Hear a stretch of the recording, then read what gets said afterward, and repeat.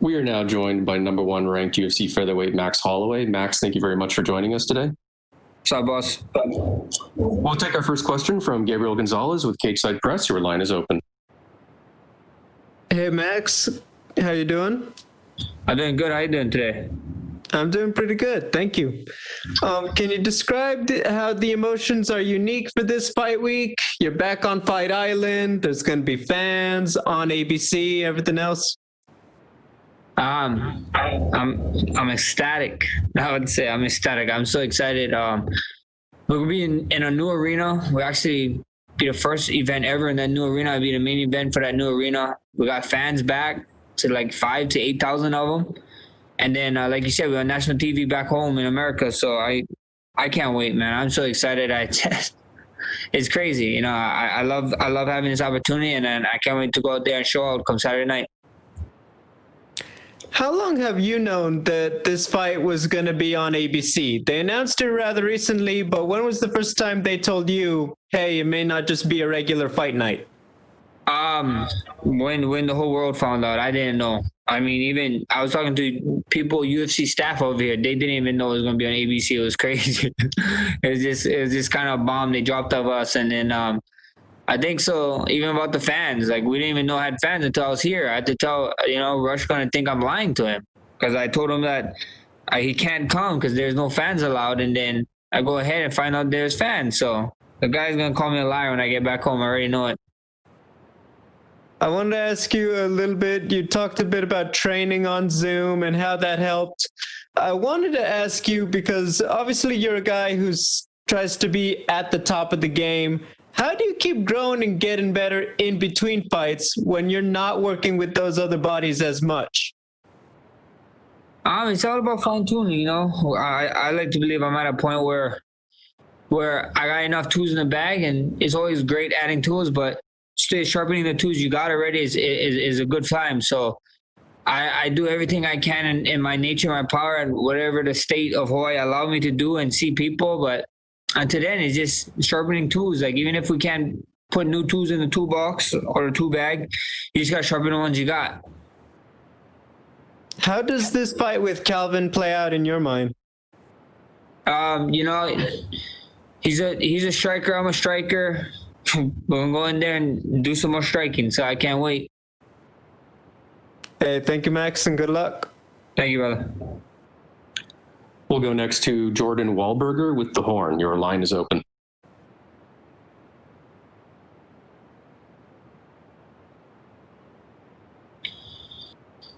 Jordan, your line is open.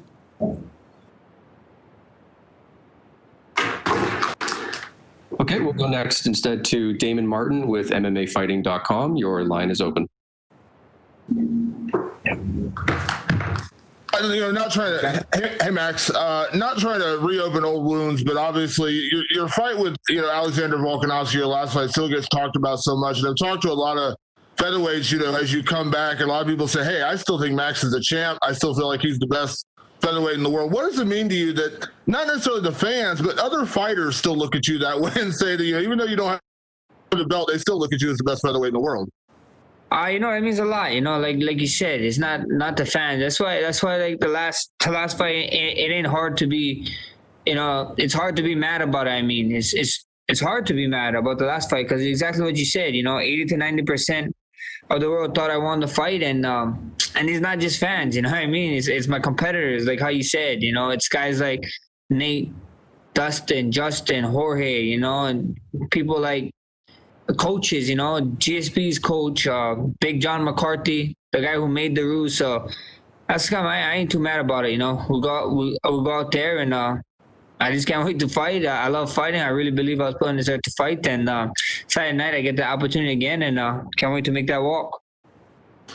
Recently, a guy I know very well, Michael Bisping, had talked about, accountability with judging. And I think this is a topic we could spend all day on, talking about, the issues with judging in the sport. But as a guy who's come off a couple of, kind of controversial decisions, is that something you feel like we need to address more in the sport, judging, competent judging, and obviously holding people accountable? We've seen some really ridiculously crazy scores over the past 6 months where everyone kind of scratches their head saying, what are these guys watching?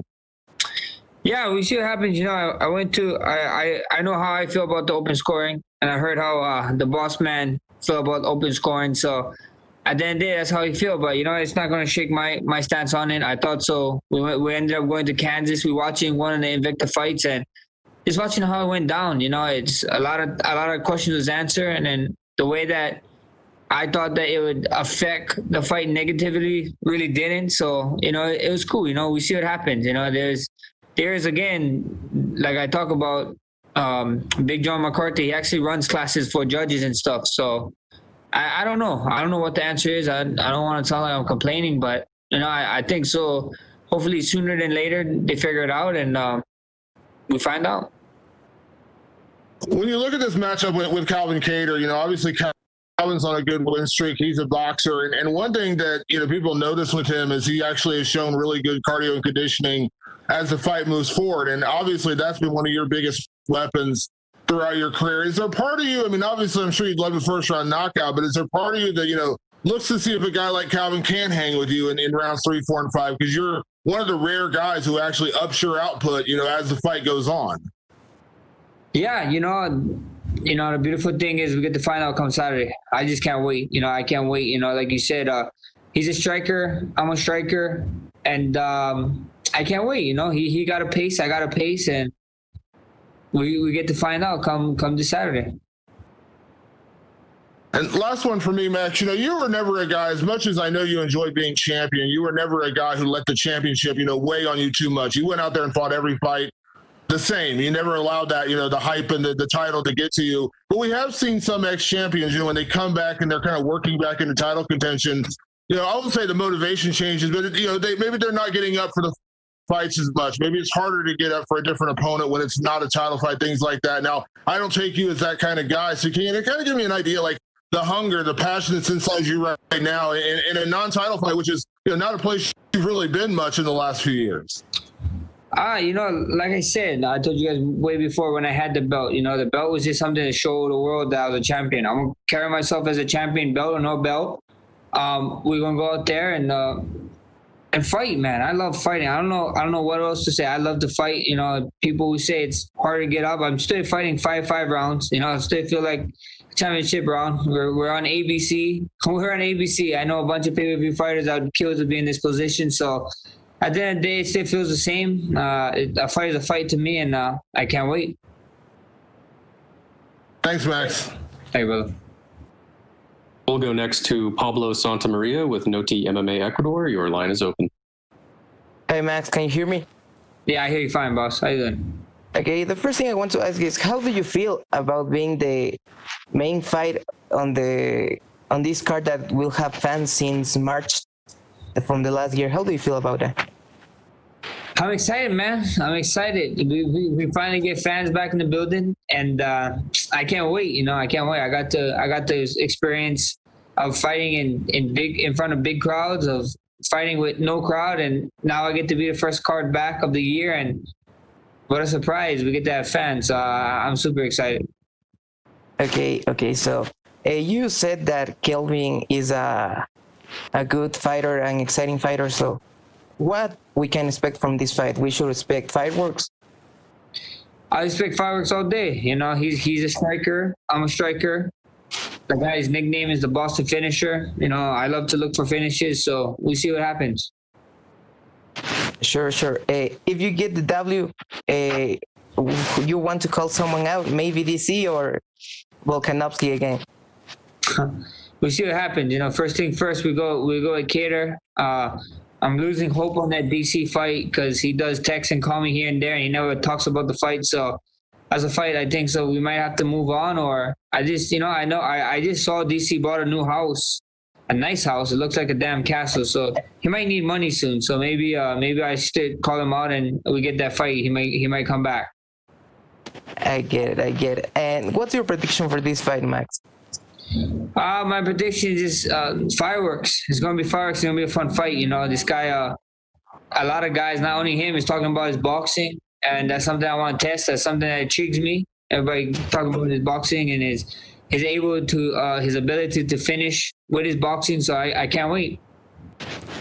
Yes, and here in Ecuador, you're a fan favorite. Would you like to send a message to your Ecuadorian fans? Yeah, what's up, Ecuador? Thank you guys all for the love and support. Happy New Year. Be strong in these weird times, and I hope all is well. Thank you very much for your time, Max. And I am a big fan of you and your YouTube channel and the stream. Good luck at the fight, man. Thank you. We'll go next to Julian Kivitz with IOL Sport. Your line is open. Hi, Max. Can you hear me? I can hear you all good, boss. Hi, this is Julian from Cape Town, South Africa. How are you doing, brother? I'm doing good, brother. How you doing today? Good. Thanks very much, man. Just a few questions. First of all, are you involved in any of the Hawaiian promotions like Destiny or Trinity? Are you involved in any sort of way with them? Oh, what? Are you involved in any of the Hawaiian promotions back home? Oh, not at all. The only involvement I have with any of the promotion is I probably fought in every single one of them that you heard. Okay, cool. And then just as you see also so many African fighters are coming to the big stage now and Africa's getting recognized. Do you think it's important that fighters with status as well invest themselves in countries, for example, in Africa as well? I mean, you from Hawaii as well. Do you think it's important for fighters such as them to invest into Nigeria and South Africa and just to get because obviously there's a big interest in MMA in Africa as well. Do you think it's important for fighters such as Izzy and Kamaru them to get involved in the smaller promotions? For sure. I think so. I think so. It is. I think so. It's.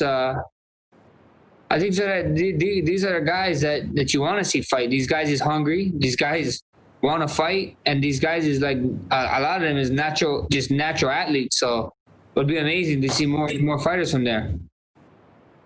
Cool, thanks. And then also just tell me something. As you know, a lot of fighters, as with age also, the lifestyle change, they move up into weight classes. You have fought at lightweight before. Are there any thoughts of you going up a class also now? I mean, you've obviously achieved what you've done in featherweight. I mean, you're one of the greatest champions ever known. Your reputation speaks for itself. Are there any thoughts of going up? Yeah, it's there. I'm just a call away. UFC know my number. They can hit my line when they want me to go up.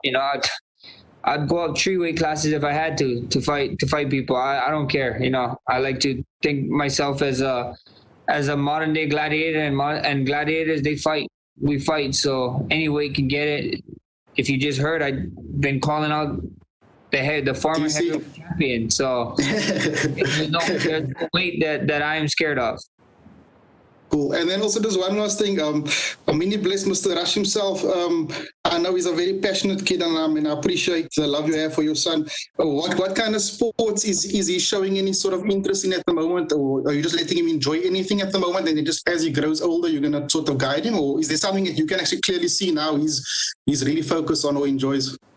Yeah, I just recently I just got engaged to my fiance. She's a professional surfer. And congratulations, man.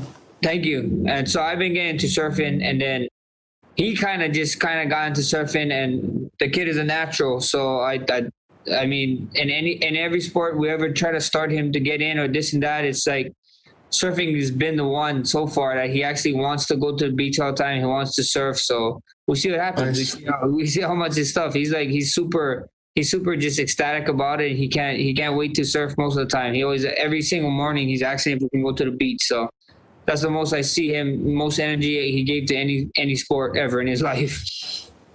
Oh, fantastic. Mr. Max, God bless and all the best to your fight, man. God bless. Thank you. Happy New Year. Cheers. Thank you, brother. We'll go next to Jordan Wahlberger with the Horn. Your line is open. Hey, Max. Good to talk to you. Yeah, good to talk to you, boss. Hey, Max, this is your second time fighting at Fight Island. Obviously, the same for Calvin. What do you learn from that first experience? Obviously, it was a loss. It was a really contested, close loss. But what do you learn kind of taking into this next fight? A fight is a fight. Fight Island. I learned that since we got fans back, we cannot move around like how we did the last time we came. Me and my boys, we bring out carvers, just skateboard things that kind of replicate surfing, and can't really ride it around anywhere. We thought that we'd be able to ride it on the streets, but now tourism is back and stuff, and the fans is here. We can't. So it's about the only thing I learned. So, obviously you've been in a lot of really big fights in your career, and this is the first fight of 2021. It's the first fight on ABC. And you said, hey, a fight is a fight, but how do you really just kind of make it like any other fight so there's not that pressure on you? It really just is a fight, you know. When I say it, I'm not lying. It's really just another fight to me. I can't wait, you know. I'm blessed with the opportunity to be here, to be the first fight in 3 weeks, you know, the first card of the year, the first fight in forever or mixed martial arts on ABC. And there's just a bunch of the first fight with fans. There's a list that goes on and on, you know. These things they get me excited though, you know. I'm excited. I can't wait to fight, and I can't wait to go out there and show out on Saturday. Nice. Hey, you're ranked number 1 at featherweight. You know, Calvin's ranked number 6. What do you think is your path back to a title? I don't know. You know, first things first is Calvin. Calvin is in front of me. I make sure I take care of him, take care of the job come Saturday night, and then you know, put the rest on the heat on my manager. You know, my job is to control everything that's inside the octagon. His job is to control everything outside the octagon. So at the end of the day, I just got one guy in front of me. You know, so we'll take care of him, and we'll go from there. Awesome. Hey, last question for me. Just over the main event next week. You fought both guys. You fought Dustin twice. You beat Conor back in 2013. How do you see that fight going down next week? I don't know. You know, Dustin is always motivated. Looks like we got a motivated Conor, so I can't wait. You know, fireworks should be exciting, and I just say enjoy it. You know, I think it's gonna be a real good one. Max, it's great to have you back and great to talk to you. Congrats on the engagement, and good luck this week. Thank you, brother. Happy New Year. You too. And we'll take our final questions from Ezekiel Bergonzi with Somos MMA. Your line is open. Hey Max, how are you? I'm good, boss. How you doing today? Fine. So, how did you start this year? What was that? How did you start this year? How did I start this year? I started my year at home. And we still got locked down in Hawaii, and we was being smart, we was being safe. I mean, it wasn't trying to go do anything and get sick and miss this fight. So we was just playing it safe, you know.